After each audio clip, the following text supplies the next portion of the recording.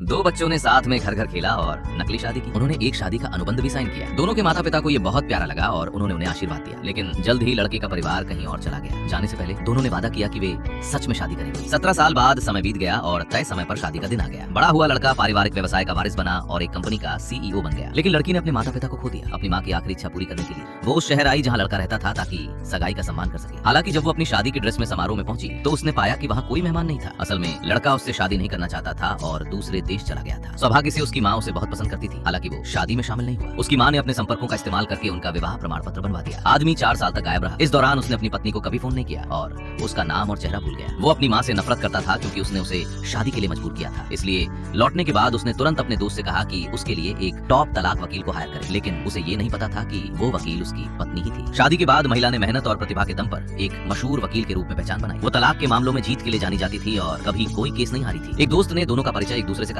महिला उस आदमी का नाम सुनते ही जम सी गई और उसे शक होने लगा कि वही उसका पति है। लेकिन फिर उसने सोचा कि ये सिर्फ एक संयोग है क्योंकि उसे अपने पति के लौटने की कोई खबर नहीं मिली थी। जल्द ही दोनों तलाक की योजना पर चर्चा करने लगे। आदमी ने उससे पूछा कि उसे तलाक के केस संभालना क्यों पसंद है। उसने जवाब दिया, एक असुखी शादी एक जेल होती है और मैं उन्हें इससे मुक्त होने में मदद करती हूँ। मेरा ज़मीर साफ है। उसके शब्दों से आदमी बहुत संतुष्ट हुआ। फिर उसने कहा कि उसे अपनी पत्नी के लिए कोई भावना नहीं है और ये शादी उस पर उसके परिवार ने थोपी थी। उसने उसे $10 मिलियन देने की पेशकश की अगर वो तलाक के लिए राजी हो जाए। महिला उलझन में थी और समझ नहीं पा रही थी कि वो अपनी पत्नी के मना करने से क्यों डरता है। दोस्त ने समझाया कि आदमी की विदेश वाली कंपनी दुनिया की शीर्ष कंपनियों में से एक बन गई है। उसे चिंता थी कि सच्चाई जानने के बाद उसकी पत्नी उससे और पैसे मांग सकती है। इसलिए वो मुकदमे के जरिए तलाक चाहता था। उसी समय महिला को अपनी सास का फोन आया। उसकी सास ने बताया कि उसका पति आखिरकार विदेश से लौट आया है और उसे तुरंत घर आने को कहा। फोन रखने के बाद महिला ने कहा कि उसे एक जरूरी काम है और वो मीटिंग छोड़कर चली गई। उसे जाते देख आदमी को भी रुकने का कोई कारण नहीं लगा। इसलिए वो अपनी माँ से मिलने घर चला गया। वो 4 साल से घर नहीं आया था और अपनी माँ को खुश करने के लिए नखरे करने की कोशिश की। लेकिन उसने उसे पूरी तरह नजरअंदाज कर दिया। बैठने के बाद उसकी माँ ने उसे कहा कि